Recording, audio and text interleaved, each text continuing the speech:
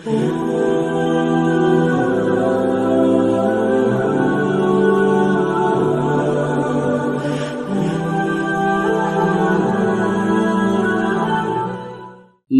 سیام کی آج شب 19 ہے۔ آج کی وہ تاریخ ہے جس کی شب میں ہمارے مولا کو ابن ملجم نے ضربت لگایا ہے سجدے کی حالت میں۔ اسی عنوان سے آپ کے سامنے ایک مرثیہ پیش کر رہے ہیں۔ بسم اللہ الرحمن الرحیم۔ ہائے 19ویں سے آپ کا ماتم ہے یا علی،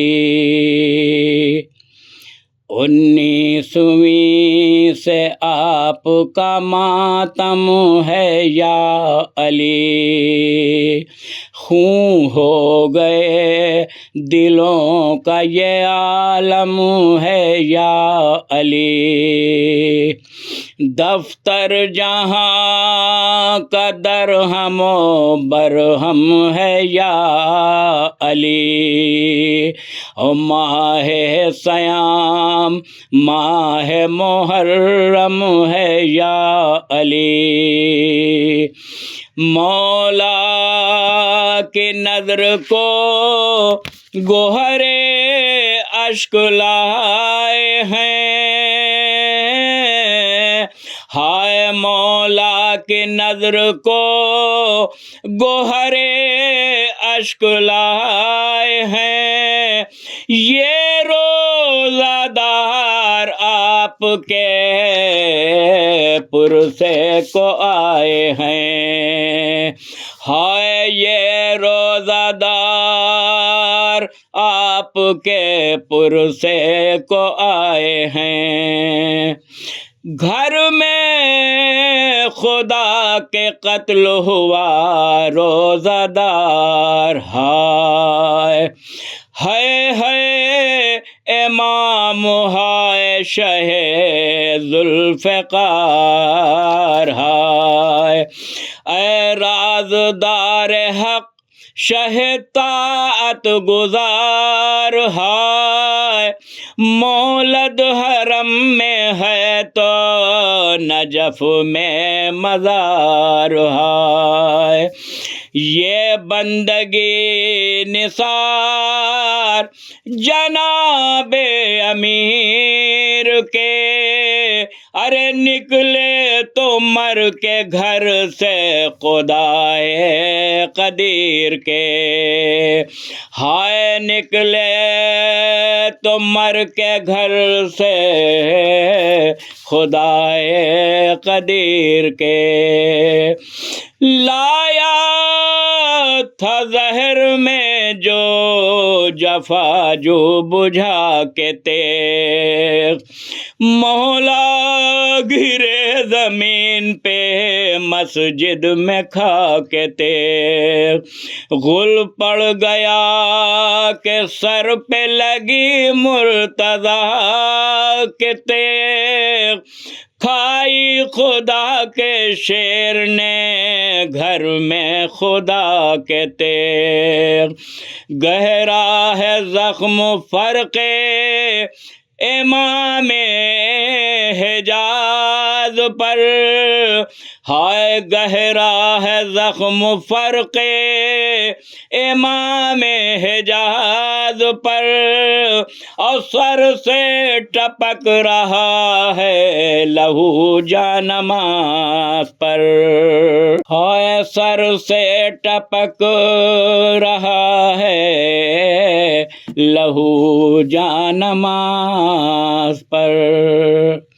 شیر خدا جو ہاتھوں سے تھامے تھے اپنا سر، خون دونوں کوہنیوں سے ٹپکتا تھا خاک پر، بھاگا جو ابن ملجم بدخو و بدگہر، پکڑا اسے علی کے محبوں نے دوڑ کر، لائے جو ہاتھ باندھ کے مولا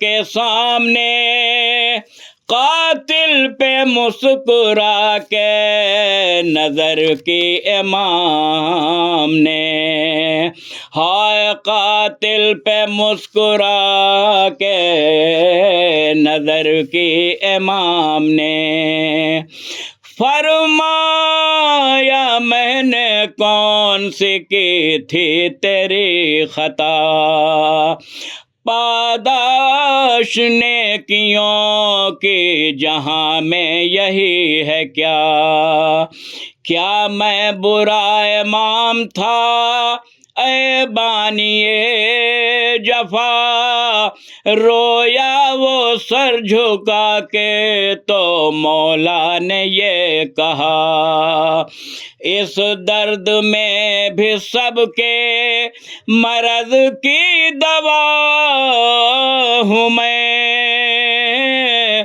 اس درد میں بھی سب کے مرض کی دوا ہوں میں، ارے باندھو نہ اس کے ہاتھ کے مشکل کشا ہوں میں، لائے پسر جو گھر میں تو غش تھے امام پاک، کرتے تھے آہ آہ بآواز دردناک، چہرہ لہو میں تر تھا بھوں تک جبین پاک، زہرا کی بیٹیوں نے اڑائی سروں پہ خاک، ہائے زہرا کی بیٹیوں نے اڑائی سروں پہ خاک، دیکھا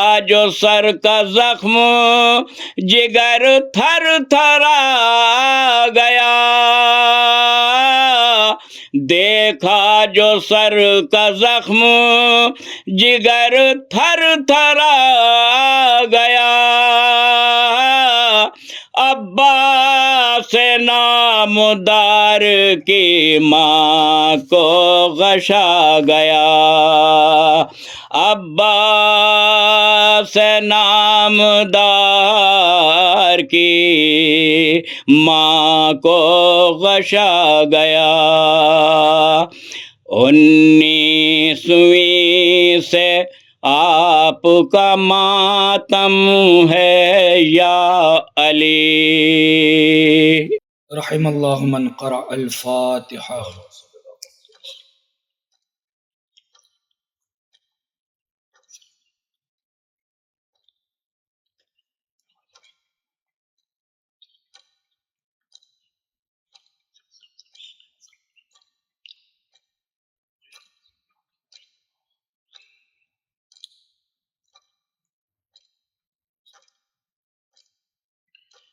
لا حول ولا قوة إلا بالله العلي العظيم، أعوذ بالله من الشيطان اللعين الرجيم، بسم الله الرحمن الرحيم، الحمد لله الذي جعلنا من المتمسكين بولاية مولانا أمير المؤمنين، والصلاة والسلام على نبي رحمة الله وكلمة نوره ووالد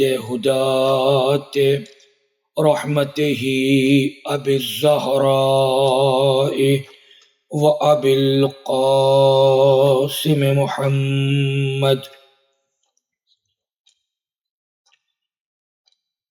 لا سيما بقية الله في الأراضين، واللعنة الدائمة على أعدائهم أجمعين لا سيما السامري وعجله وابنتيهما اللهم عذبهم عذابا يستغيث منه أهل النار آمين يا رب العالمين أما بعد فقد قال الله تبارك وتعالى في كتابه الكريم وقوله الحق بسم الله الرحمن الرحيم فآمنوا بالله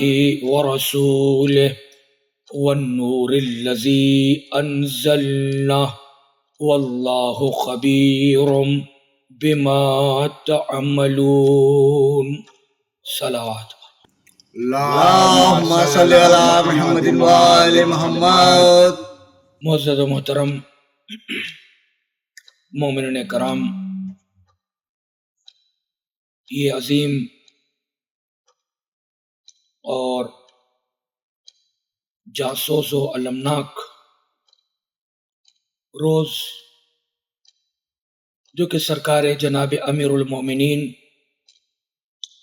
علیہ الصلاۃ والسلام کے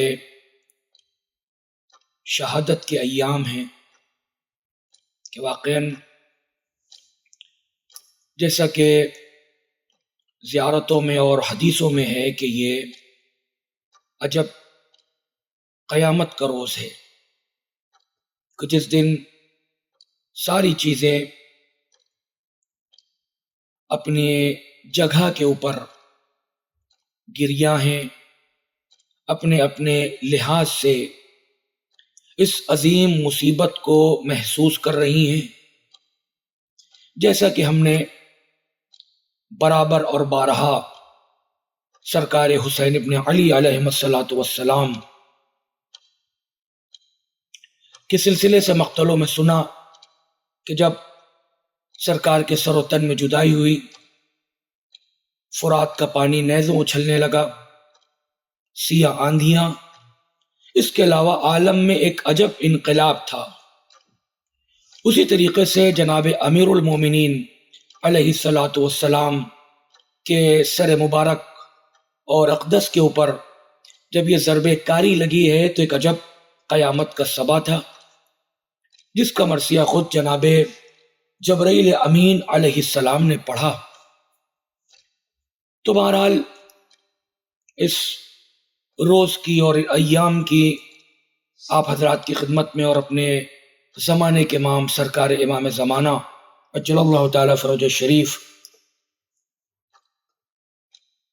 کی خدمت میں اس کی تعزیت پیش کرتے ہیں۔ قرآن مجید کی عظیم آیہ کریمہ جو کہ سورہ مبارکہ تغابن میں موجود ہے،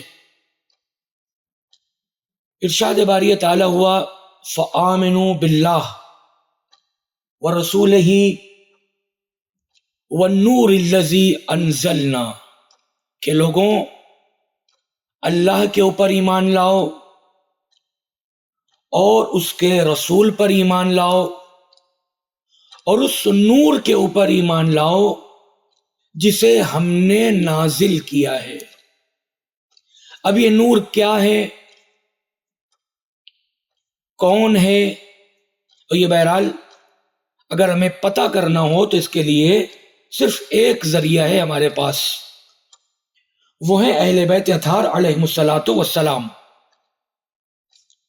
چونکہ قرآن مجید کے ترجمے کا، تفسیر کا، مفہوم کا، یہ جتنے بھی اس کے معاملات ہیں یہ صرف اہل بیت علیہم الصلاۃ والسلام ہی بتا سکتے ہیں، چونکہ ہر ذی عقل ذی شعور اور بچے سے بچہ بھی اس بات کا اقرار کرتا اور مانتا ہے، اور لوگ دلیل بھی دیتے ہیں کہ جب کتاب خدا نے بھیجی ہے تو سمجھانے والے کا انتظام بھی خدا کرے گا، لہذا انی تارکن فیکم الثقلین کتاب اللہ وعطرتی اہل بیتی، قرآن مجید اور اہل بیت اطہار अलैहिस्सलातु वस्सलाम। तो कुरान में परवरदिगार आलम ने क्या कहा है ये किसी को कैसे खबर हो सकती है, मगर ये कि परवरदिगार आलम खुद बताए, क्योंकि उसकी कही हुई बात है। मेरे जैसा जाहिल इंसान, मेरे जैसा नादान इंसान, मेरे जैसे नाकिस इल्म का हामिल और मुतहम्मिल इंसान, तो जिसे बहरहाल ये भी नहीं इस्तेमाल किया जा सकता कि कुछ इल्म भी है, अगर हम कोई गुफ्तगू कर रहे हों और लोग अपने अपने हिसाब से मतलब निकाल रहे हों, तो हम पलट करके क्या कहेंगे कि सरकार असल मेरी मुराद ये नहीं थी। तो ये कैसे तय होगा कि आपकी मुराद क्या थी?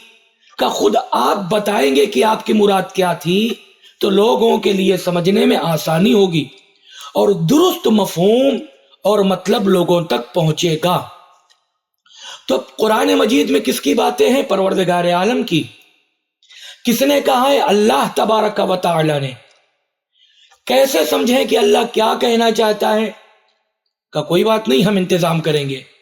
जैसे हमने किताब भेजी है वैसे उन लोगों का भी इंतजाम करेंगे जिनको हमने पहले से बता दिया है, समझा दिया है कि हमने कुरान में क्या कहा है। और उसके लिए कौन है? सिर्फ और सिर्फ 14 मासूमीन अलैहिमुस्सलातु वस्सलाम। एक मुख्तसर से एक मुकद्दमा और तमहीद थी इस चीज के समझने के लिए कि हम अहले बैत अलैहिमुस्सलातु वस्सलाम से कुरान मजीद के मुतालिक क्यों पूछें। एक बिल्कुल सतही इसकी दलील है। अलबत्ता कुरान मजीद की दीगर आयतों से और बहुत ही ऑथेंटिक रिवायात से भी यह मसला साबित है और जिसे कहा जाए कि वाज़ेह है बिल्कुल कि सिवाय अहले बैत अलैहिमुस्सलातु वस्सलाम के कोई और इस मसले को वाज़ेह नहीं कर सकता। तो अब अगर हम अहले बैत अलैहिमुस्सलाम से पूछें तो वो जो तफसीर रिवाई है, तफसीर अल बुरहान और जो दीगर किताबें हैं, जब इमाम से पूछा गया कि मौला ये किस नूर की बात हो रही है, ये कौन सा नूर है जो अल्लाह ने कहा कि हमने इसको नाजिल किया है, हमने इस नूर को दुनिया में भेजा है, ये कौन सा नूर है जिसके लिए परवरदिगार कह रहा है कि अल्लाह पर ईमान लाओ, उसके रसूल पर ईमान लाओ और उस नूर पे ईमान लाओ जिस नूर को हमने नाजिल किया है। जब अहले बैत अलैहिमुस्सलातु वस्सलाम से पूछा गया तो अहले बैत अलैहिमुस्सलाम ने फरमाया कि इस नूर से मुराद ज़ात अली इब्न अबी तालिब अलैहिस्सलातु वस्सलाम है। अल्लाहुम्मा सल्लि अला मुहम्मद व आलि मुहम्मद व अज्जिल फरजहु। सरकार की ज़ात मुराद है। वल्लाहु खबीरुम बिमा तअमलून। उसके बाद मसला क्या है? तुम चाहे जो करो, परवरदिगार आलम उसको बेहतर जानता है। तुम करते रहो अपनी जगह के ऊपर, परवरदिगार सब समझता है। तो परवरदिगार आलम ने कुरान मजीद में बिल्कुल सीधी बात की, मुझ पर ईमान रखो, मेरे नबी पे ईमान रखो और मेरे अली पे ईमान रखो, यानी मुझ पर और मेरे इन 14 अस्मा के ऊपर ईमान रखो। और अगर इनके ऊपर ईमान नहीं रखते तो याद रखना फिर तुम मोमिन नहीं हो सकते। मोमिन होने के लिए शर्त यही है कि इनके ऊपर ईमान होना चाहिए। और इन 14 के ऊपर ईमान इतना ज्यादा जरूरी है कि अगर 14 पर ईमान न रखा जाए तो असलन ये बात वाज़े ही ना हो सकेगी कि आप अल्लाह पर ईमान भी रखते हैं, क्योंकि अल्लाह के ऊपर ईमान उसी वक्त मुतहक्कक होगा, उसी वक्त साबित होगा, उसी वक्त प्रूफ होगा जिस वक्त आप 14 के ऊपर ईमान रखते होंगे। क्यों? क्योंकि अल्लाह ने सिस्टम ही बनाया है कि इनको मानो, इसका मतलब ये कि हमें मानते हो, और इनके ऊपर ईमान नहीं रखते, इनके मुनकिर हो, इनके जिसे कहा जाए कि दुश्मन हो, इनसे बुग़्ज़ रखते हो, तो यकीन रखना कि तुम फिर अपने परवरदिगार आलम के ऊपर भी किसी तरह का ईमान नहीं रखते हो। तुम लोगों को धोखा दे रहे हो, अपने नफ्स को धोखा दे रहे हो, कुल मिला के सारी चीजों को धोखा दे रहे हो, बस अल्लाह के ऊपर तुम्हारा ईमान नहीं है। और बहरहाल जैसा कि अर्ज किया कि गुफ्तगू है और ये कोशिश है कि हमारी इन 3 दिनों में और इन अय्याम में जनाब अमीर अलैहिस्सलातु वस्सलाम के सिलसिले से गुफ्तगू। चूंकि इस तारीख इस्लाम का सबसे बड़ा अलमिया ये है कि एक बहुत ही अजीम शय कि वाक़ईन जिसकी अजमत के लिए परवरदिगार आलम ने कुरान नाजिल किया, कुरान में आयतें हैं قرآن میں ان کے قصیدے ہیں کہ نہ ان سے بہتر کوئی ہے، نہ ان سے افضل کوئی ہے، نہ ان سے اکمل کوئی ہے، نہ ان سے عقل کوئی ہے، ان سے سمجھدار کوئی نہیں ہے، ان سے ہوشیار کوئی نہیں ہے، اور ان سے بڑا عبادت گزار بھی کوئی نہیں ہے، ان سے بڑا عالم بھی کوئی نہیں ہے۔ تو پھر اب ضرورت کس بات کی تھی کہ جو ہر لحاظ سے بہتر ہے، ہم کیا کریں؟ ہم اپنا دین اور اپنی دنیا اس سے لیں، اور اس کے لیے ضرورت ہے کہ اس کا جو ایک پلیٹ فارم ہے، اس کے جو ایک اسٹیج ہے، اس کی ایک جگہ ہے، اس کا جو ایک مقام و منصب ہے، ہم اس کو اس مقام اور منصب کے اوپر رکھیں، اس جگہ تک اس کو لے کر کے آئیں تاکہ وہ آزادی سے لوگوں کو چیزیں بتا سکے۔ لیکن صدر اسلام سے لے کر کے آج تک ایک بہت ہی گندی سیاست کا جو سلسلہ رہا ہے، جسے ہم کہہ سکتے ہیں بالکل ڈرٹی پالیٹکس، اس کا نتیجہ کیا ہوا کہ انسان کو دنیا میں بھی زندگی جینے میں دشواریاں ہو رہی ہیں، اور آخرت تو بالکل معلوم ہے کہ خسارہ، گھاٹا اور نقصان کے علاوہ کچھ ہے ہی نہیں ہے۔ کیوں؟ چونکہ اس سیاست کا نتیجہ یہ ہوا کہ وہ جسے اللہ نے چنا تھا، وہ جسے اللہ نے اپنا ولی بنایا تھا، جسے پروردگار عالم نے اپنی جانب سے خلیفہ مقرر کیا تھا، لوگوں نے کیا کیا؟ دنیا کے لیے، دولت کے لیے، پیسے کے لیے، کسی اور فاسد اغراض کے تحت ان کو سائڈ کر کے اپنے لوگوں کو لے آئے تاکہ ان کی دکان چلتی رہے، پیسوں کی رفت و آمد اور یہ ساری چیزیں، دنیا کا پورا سلسلہ ان کے حساب سے چلتا رہے۔ اسی سبب سے ہم نے دیکھا صدر اسلام سے لے کر کے آج تک کہ جو جناب امیر علیہ الصلوۃ والسلام کا حق تھا پروردگار عالم کی جانب سے، چونکہ یہ کوئی شورا کا معاملہ نہیں تھا، یہ جناب سلمان، جناب ابو ذر، جناب مقداد رضوان اللہ تعالی علیہم اجمعین، ان لوگوں نے بیٹھ کے کوئی میٹنگ نہیں کی تھی کہ ہمیں رسول اللہ صلی اللہ علیہ وآلہ کے بعد مولا کائنات علیہ الصلوۃ والسلام کو ان کا خلیفہ بنا لینا ہے فوراً۔ کوئی میٹنگ نہیں تھی، اور اصلاً سرکار دو عالم صلی اللہ علیہ وآلہ نے اپنی حیات طیبہ میں اسی اہم کام کو انجام ہی دیا ہے کہ آخر جب میں نہ رہوں تمہارے سامنے تو تمہیں جانا کس کے پاس ہے؟ چونکہ اگر میں جو بتا رہا ہوں اگر اس کو چھوڑ کے کہیں اور گئے تو یقیناً گمراہ ہو جاؤ گے۔ تو شیعوں نے، سنیوں نے، سب نے لکھا، بالکل آتھینٹک طریقے سے لکھا کہ ان کے علاوہ کوئی نہیں ہے، جناب امیر علیہ الصلوۃ والسلام کے علاوہ کوئی نہیں ہے۔ چونکہ دیکھیں سب سے پہلا معاملہ کیا ہے کہ پروردگار عالم نے انہیں منتخب کیا ہے۔ جناب امیر علیہ الصلوۃ والسلام پروردگار عالم کی جانب سے مصطفیٰ ہیں، جن کو لوگوں کے اوپر چنا گیا ہے۔ یہ پروردگار عالم کی جانب سے خلیفہ ہیں، خلیفۃ اللہ ہیں۔ تو جب یہ اللہ کے جانب سے ہیں، اس کا مطلب اب اس انسان کو جس نے بنایا ہے، انسان کو کس نے بنایا؟ اللہ نے بنایا۔ اب یہ انسان کے لیے کون سی چیز بہتر ہے، کون سی چیز اس کے لیے نقصان دہ ہے، اس دنیا میں کیا اس کے لیے اچھا اور کیا برا ہے، اور اس آخرت میں کون سی چیز اس کو فائدہ پہنچائے گی اور کون سی چیز اس کو نقصان پہنچائے گی، اس کس کو خبر تھی؟ صرف پروردگار کو۔ چونکہ ہم اگر کوئی دنیا میں چھوٹی سی چھوٹی چیز بنا دیں، کوئی کیمرہ بنا دیں، کوئی ڈیوائس بنا دیں، کوئی سسٹم بنا دیں، مثلا کوئی بھی کمپنی اس کو بنا رہی ہو، تو وہ اس کے ساتھ ایک پورا سلسلہ رکھتی ہے کہ دیکھیے آپ نے اگر یہ چیزیں انجام دیں تو یہ ڈیوائس آپ کی، یہ چیز آپ کی خراب ہو سکتی ہے، یہ چیزیں اس کے لیے بہتر ہیں، اتنے ٹائم پہ آپ کو اس کے ساتھ یہ کرنا ہوگا، ان چیزوں سے دور رکھنا ہوگا۔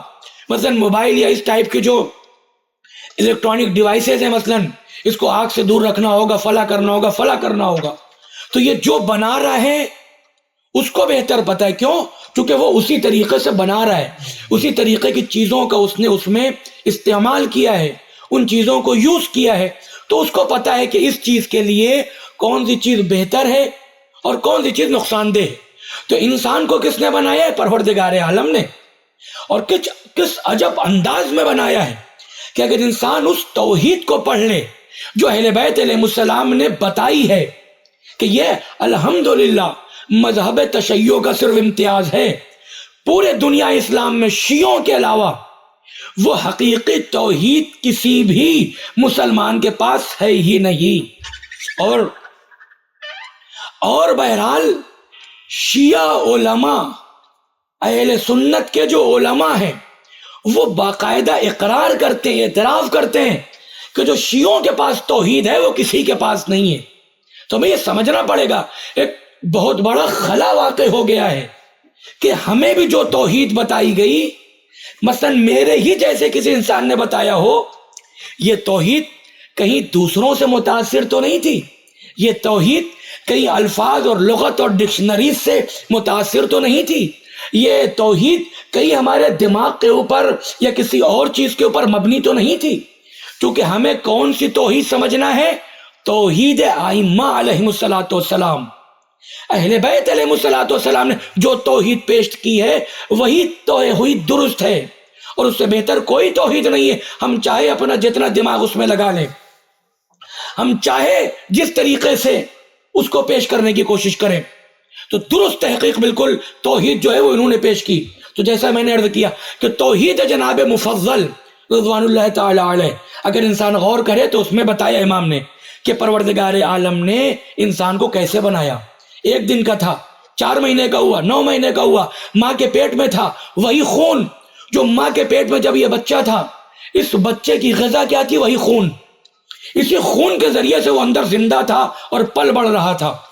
9 مہینے کے بعد قدرت نے ایسا انتظام کیا کہ اس ماں کو بے چینی ہو رہی ہے، عجب قسم کا درد ہو رہا ہے، گویا ماں کے لیے ایک الارم ہے کہ اب اس بچے کو باہر آنا ہے، اب مجھے ہاسپٹل جانا ہے، اب مجھے کسی دائی کو بلانا ہے مثلا جو میرے اس بچے کو اس دنیا میں لانے میں میری مدد کر سکے۔ اور اگر یہ نہ ہوتا تو امام علیہ السلام نے کیا کہا؟ بچہ ماں کے شکم میں دفن ہو کے ختم ہو جاتا۔ جیسے ہی یہ بچہ اس دنیا میں پیدا ہوا تو وہ بچہ جو بھی ماں کے شکم میں تھا اس کی غذا خون تھی، اب یہی خون ماں کے شیر میں تبدیل ہو گیا، وہی خون ماں کے شیر میں تبدیل ہو گیا۔ اس کا ذائقہ بھی الگ ہے، اس کا رنگ بھی الگ ہے، اس کا مزہ بھی الگ ہے۔ اب اس کی ضرورت یہ ہے، اگر اب اس بچے کو جو ابھی پیدا ہوا ہے اگر اس کو خون پلایا جائے تو کیا ہوگا اس کے ساتھ؟ امام نے فرمایا کہ اس دنیا میں آنے والے بچے کے لیے اس کی ماں کے شیر سے زیادہ کوئی چیز بہتر ہے ہی نہیں، اور تقریباً سارے ڈاکٹرز اس بات کو مانتے ہیں۔ تو بہرحال گفتگو یہاں سے ہو رہی تھی، اور انشاءاللہ کبھی توحید جناب مفضل رضوان اللہ تعالی علیہ کے سلسلے سے مسلسل گفتگو، مفصل گفتگو ہوگی۔ تو انسان کو بنایا ہے پروردگار عالم نے، انسان کو کیسے بنایا ہے، کس طرح سے بنایا ہے، صرف وہ جانتا ہے۔ اب کون سی چیز ہے جو انسان کے لیے فائدہ مند ہے، کون سی چیز ہے جو ضرر رساں ہے، جو نقصان پہنچا رہی ہے، اس دنیا میں بھی اور اس آخرت میں بھی، جب زندہ ہے تب بھی اور جب مر کے قبر میں چلے گئے اور برزخ کے حالات اور پھر محشر کے حالات تب بھی، کس کو پتا؟ صرف پروردگار کو۔ تو یہ ہمیں کیسے پتا چلے گا؟ کہ گھبرانے کی ضرورت نہیں ہے، ہم نے تمہارے لیے کتاب کا انتظام کیا ہے، اور صرف کتاب کا انتظام نہیں کیا کہ تم یہ کہہ دو کہ اللہ کی کتاب میرے لیے کافی، نہ، ہم نے کتاب کا بھی انتظام کیا، کتاب کے سمجھانے والوں کا بھی انتظام کیا۔ ہم 14 کو اس دنیا میں باقاعدہ طور سے بھیجیں گے تاکہ تم منحرف نہ ہونے پاؤ، کیونکہ نقصان سب سے بڑا یہی ہے، اگر اہل بیت علیہ الصلوۃ والسلام سے کاٹ کے قرآن مجید کو سامنے رکھا جائے تو 10 طرح کے فرقے ہوں گے، تو ایک ہی آیت کا 10 طرح سے مطلب نکالیں گے۔ اصلاً شرک کے اوپر، خدا کے نہ ہونے کے اوپر دلیل اسی قرآن مجید میں آیتیں مل جائیں گی۔ امام صادق علیہ الصلوۃ والسلام نے باقاعدہ کتاب کافی کے اندر جو ایک مفصل روایت ہے جناب ہشام ابن حکم سے غالباً، اس میں امام نے بتایا ہے کہ اگر قرآن کو فقط کافی جان جاؤ گے تو یہ جو مرجئیہ ہیں، یہ جو قدریہ ہیں، حتیٰ کہ وہ جو مطلب ایتھسٹ ہو سکتا ہے، دین کا منکر ہو سکتا ہے، اللہ کا منکر ہو سکتا ہے، کمیونسٹ ہو سکتا ہے، وہ بھی اپنی حقانیت کے اوپر دلیل اسی قرآن سے لے آئے گا۔ تو اس میں قرآن کی کوئی کمی نہیں ہے، اس میں میری کمی ہے کہ ہم قرآن کو اپنی عقل سے سمجھنے کی کوشش کر رہے ہیں۔ اللہ نے کہا ہی نہیں ہے، کہ اللہ نے کہا اسی قرآن سے توحید ثابت ہوگی، لیکن کب؟ جب قرآن کو اہل بیت علیہ السلام سے سمجھنے کی کوشش کرو گے۔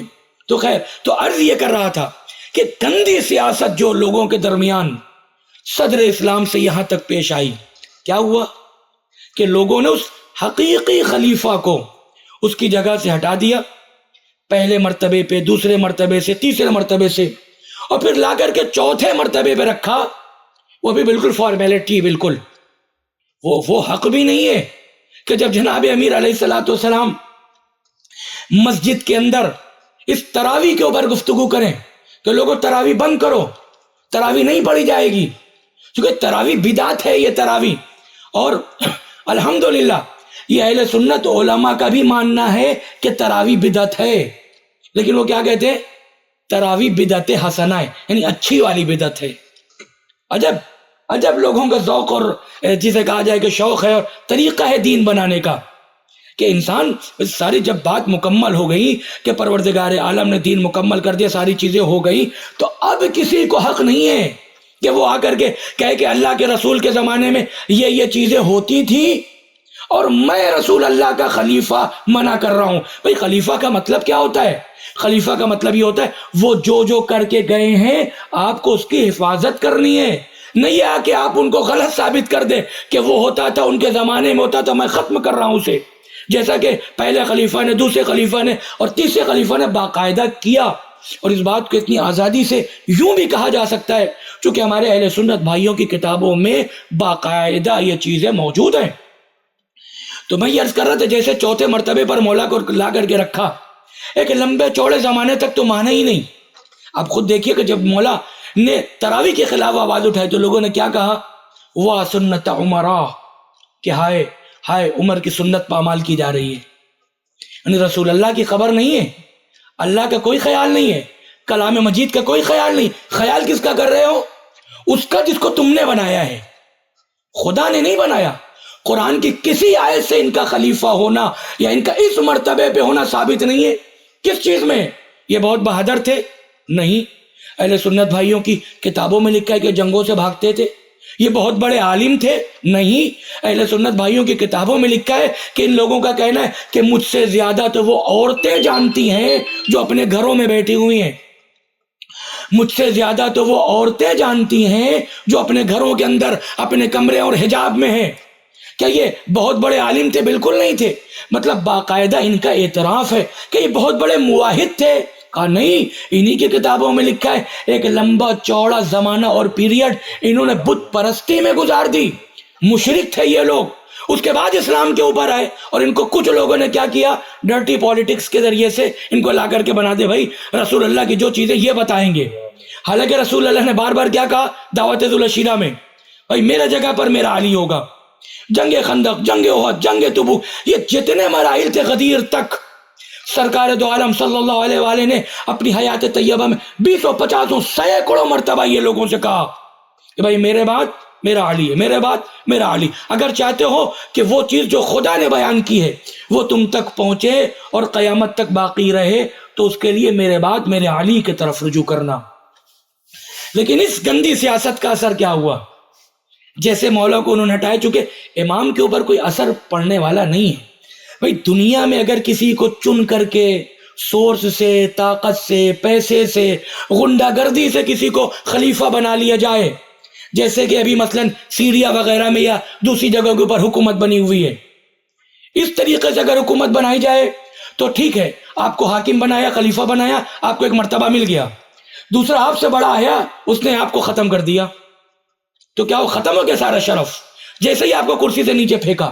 لیکن اہل بیت علیہ السلام کا یہ معاملہ نہیں ہے، وہ کرسی پہ بیٹھے ہوں تب بھی خلیفہ اور امام ہے، اور وہ کرسی سے ان کو ہٹا دیا جائے تب بھی وہ خلیفہ اور امام ہے۔ کیوں ہیں؟ کیونکہ ان کو پروردگار عالم نے منتخب کیا ہے، پروردگار عالم نے ان کو چنا ہے، یہ پروردگار عالم کی جانب سے آئے ہیں، لہذا یہ سارا مرحلہ ہے۔ لیکن دنیا نے اس چیز کا خیال نہیں کیا، اور جس کا نقصان کیا ہوا کہ آج ہمیں جگہ جگہ کے اوپر قدم قدم پہ ہمیں ظلم نظر آ رہا ہے۔ لوگوں کے سامنے مثلا ہمیں اپنے پڑوسی کے ساتھ کیسے رہنا ہے لوگوں کو نہیں پتا۔ مسلمان رہتے ہوئے اسلام کو پامال کریں، اسلام کی حرمت کو پامال کریں، مسلمان ہوتے ہوئے اسلام کو بدنام کریں، مسلمان ہوتے ہوئے ایسی ایسی باتیں کر دیں کہ سلمان رشدی لعنت اللہ علیہ جیسے لوگ توحید کے خلاف، اللہ کے خلاف اور قرآن کے خلاف یہ ساری سازشیں کر ڈالیں۔ یہ کس کا نتیجہ تھا؟ یہ اہل بیت علیہ السلام کا تھا نستجیر باللہ؟ نہ، اہل بیت علیہ السلام نے جو توحید بتائی ہے، جو اسلام بتایا ہے، جو دین بتایا ہے، جس خدا کو پہچانوایا ہے، اس کے ذریعے سے دنیا میں کسی میں طاقت نہیں تھی کہ وہ اسلام کی گندی صورت، ایک خراب صورت پیش کرتا۔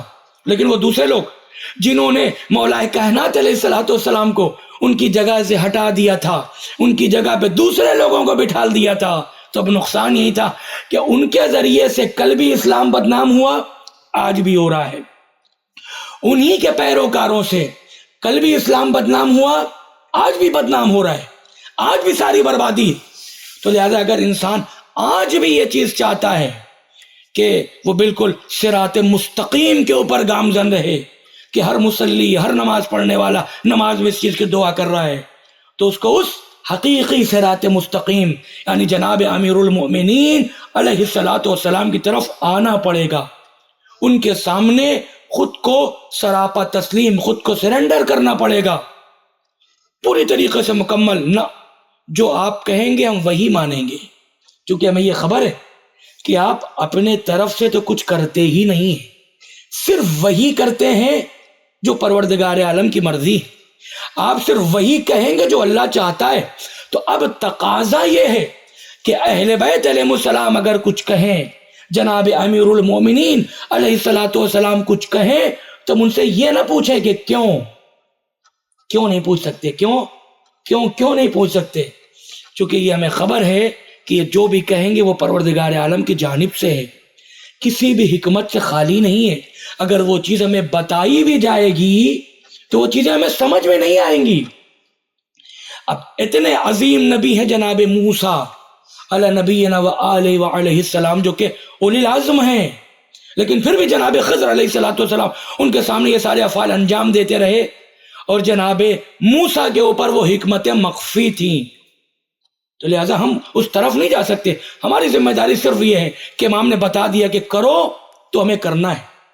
تو یہی ایک سلسلہ ہی تھا، یہی ایک ذریعہ ہی تھا ہمارے پاس، دنیا میں بھی ایک بہترین زندگی کا اور آخرت میں بھی ایک بہترین زندگی اور جنت اور پروردگار عالم کے جانب سے انعام کا، کہ جس جگہ کے اوپر جس چیز کو رکھا ہے ہم اس کو اس طرح سے مانیں۔ انشاءاللہ کل کی گفتگو میں، کل کی مجلس میں قرآن کی ان آیتوں کو آپ کی خدمت میں پیش کرنے کی کوشش کریں گے کہ جس کے سلسلے سے یہ سمجھ میں آئے گا کہ وہ لوگ جو اپنے آپ کو مسلمان بتا رہے تھے، انہوں نے اس قرآن کے سامنے کتنی گندی سیاست چلی ہے، کس ڈرٹی پالیٹکس کا استعمال کیا ہے، اس قرآن کے خلاف، اللہ کے خلاف، اللہ کے پیغام کے خلاف، رسول اللہ صلی اللہ علیہ وآلہ کے پیغام کے خلاف، ان کی تبلیغ کے خلاف، ان کی محنتوں کے خلاف ان لوگوں نے، کس نے؟ مسلمانوں نے۔ اب یہی نقصان ہوتا ہے کہ اگر آج کا کوئی ایسا انسان جو مثلاً بے دین ہو، جس کا کوئی دین نہ ہو، کوئی مذہب نہ ہو، کسی اور مذہب کا ہو، کسی دھرم کا ہو، کرسچن ہو، ہندوازم سے اس کا تعلق ہو، کسی بھی اور اس مذہب سے تعلق ہو، جب وہ اسلام کو دیکھتا ہے تو ان لوگوں کو دیکھتا ہے جو اکثریت میں زیادہ نظر آتے ہیں۔ جب وہ اسلام کو دیکھتا ہے تو ان لوگوں کو دیکھتا ہے، یہ اکثریت میں۔ جب ان کو دیکھتا ہے تو یہ کیا کر رہے ہیں؟ مظلوموں کا گلا کاٹ رہے ہیں، یہ کیا کر رہے ہیں؟ لوگوں کی زمین چھین رہے ہیں، یہ کیا کر رہے ہیں؟ لوگوں سے لڑائی اور جھگڑا کر رہے ہیں۔ اس اسلام کو دیکھتے ہیں لوگ تو کیا کہتے ہیں؟ اسلام سب سے بیکار مذہب ہے، اسلام سب سے خراب مذہب ہے۔ رسول اللہ صلی اللہ علیہ وآلہ مثلا اس طریقے کی شخصیت تھی، پروردگار عالم ان کا اللہ ایسا ہے، ان کا مذہب تو اتنے ہزار سال ہوا، ابھی 1400 سال، ہمارا مذہب تو اتنے زمانے سے۔ یہ کس نے کہہ دیا کہ یہ مذہب 1400 سال سے؟ یہ مذہب جناب آدم کے زمانے سے، جناب آدم سے پہلے ہے یہ مذہب۔ یہ 1400 سال کی پیداوار نہیں ہے جو لوگ سوچتے ہیں کہ فلاں مذہب تو اتنے ہزار سال کا ہو گیا اور یہ جو مسلمانوں کا مذہب ہے یہ 1400 سال کا ہے بس۔ نہ، غلط ہے یہ گفتگو۔ اس کو اتنا ٹائم ہو گیا کہ انسان جوڑ بھی نہیں سکتا اس طریقے سے۔ جناب آدم کے زمانے سے اس زمین کے اوپر جب سب سے پہلا انسان آیا، بلکہ پروردگار عالم نے اس انسان کو اس دنیا میں بھیجنے سے پہلے جب یہ پورا اسلام اور پورا سسٹم بنایا کچھ بھی نہیں تھا۔ لہذا سب سے پہلے اول، مقدم اور افضل یہی ہے۔ لیکن دقت کیا ہوئی؟ غلط لوگوں نے اسلام کو جب پیش کیا تو یہ سمجھ آیا کہ اسلام لوگوں کی جان لیتا ہے، مسلمان لوگوں کو کاٹ ڈالتا ہے، مسلمان اللہ اکبر کے نعرے بلند کر کے لوگوں کی گردنیں کاٹتا ہے۔ یہ کس کا نتیجہ تھا؟ اس گندی پالیٹکس کا نتیجہ تھا کہ جس نے رسول اللہ صلی اللہ علیہ وآلہ کے بعد بلا فصل مولا کائنات علیہ الصلوۃ والسلام کو نہ مان کر کے ان غلط لوگوں کو بٹھایا اور مانا، جس کا نتیجہ یہ ہے۔ اور اگر اہل بیت علیہ الصلوۃ والسلام کی تاریخ پیش ہو جائے دنیا کے سامنے، وہ اسلام، وہ توحید، وہ قرآن جو انہوں نے پیش کیا ہے، تو آج ساری دنیا اقرار کرے گی، ساری دنیا کو ماننا پڑے گا کہ نہیں، اسلام سے اچھا کوئی مذہب نہیں ہو سکتا، کوئی مذہب نہیں ہو سکتا۔ کسی مذہب میں آپ دکھائے، کسی مذہب کے لوگوں کو دکھائے، بس میں نے تمام کر دی اپنی گفتگو۔ کسی بھی مذہب میں آپ دیکھ لیں، کیا ایسا ہوتا ہے کہ کوئی اپنے قاتل کو پانی پلائے؟ اگر آپ خود جو گفتگو کا ہمارا سلسلہ ہے، ابن ملجم لعنت اللہ علیہ، جس نے جناب امیر کائنات علیہ الصلوۃ والسلام کے سر اقدس کے اوپر ضرب لگائی ہے، اس خطرناک تلوار سے، جس کے بارے میں خود کہتا ہے کہ ایسی تلوار ہے کہ اگر میں اس کو پہاڑ کے اوپر مار دوں تو پہاڑ ٹکڑے ٹکڑے ہو سکتا ہے، اس تلوار پہ، وہ بھی وہ زہر سے بجھی تھی، قطام لعنت اللہ علیہ، اس نے یہ کہا کہ ابن ملجم، تجھے خبر نہیں ہے کہ کس علی کو مارنے جا رہا ہے؟ جب تو دیکھے گا، حالانکہ ابن ملجم مولا کے ساتھ تھا، کہ ان کی ایسی ہیبت عجیب ہے، عجب ہے، کہ جب تو سر پہ مارنا چاہے گا تو ہو سکتا ہے کہ تو ڈر کر کے تیری تلوار کہیں اور لگ جائے اور تلوار اپنا کام نہ کر پائے، تو ایسا کر کہ اس تلوار کو ایک خطرناک زہر میں بجھا لے۔ بالکل دھاردار تلوار ہے، جس کی صفات کتابوں میں موجود ہے کہ کس قسم کی یہ تلوار تھی، زہر کتنا کاری تھا۔ کہا کہ اگر یہ تلوار سر پہ نہ بھی لگے، جسم کے کسی بھی حصے پہ لگے، تو اگر تلوار اپنا کام نہ کرے تو زہر اپنا کام کرتے ہیں۔ لیکن ارباب ازاں، جس ابن ملجم نے یہ سب کیا ہو، جب اس کے شانے بندھے ہوئے تھے، رسیاں تھیں، تو مولا نے کیا کہا کہ یہ تکلیف میں ہے، اس کو راحت دو۔ جب دیکھا کہ پیاس کی ایک عجب کیفیت ہے، تو کاسے شیر پیش کیا ہے۔ یہ مذہب ہے، یہ اسلام ہے، یہ دین ہے اہل بیت اطہار علیہ الصلوۃ والسلام کا، جہاں دنیا کے لوگوں کو اپنے اپنے حقوق دیے جاتے ہیں، انسان ہو، مسلمان ہو کہ مسلمان نہ ہو، سب جب اس دنیا میں ہے، سب کے اپنے اپنے اپنے اپنے حقوق ہیں لوگوں کے۔ کہ جب ہم اہل بیت علیہ الصلوۃ والسلام کے زمانے کو دیکھیں، ان کی تعلیمات کو دیکھیں، خاص کر کے نہج البلاغہ کی طرف اگر رجوع کریں، تو یہ ساری چیزیں ہمارے سمجھ میں آ جائیں گی۔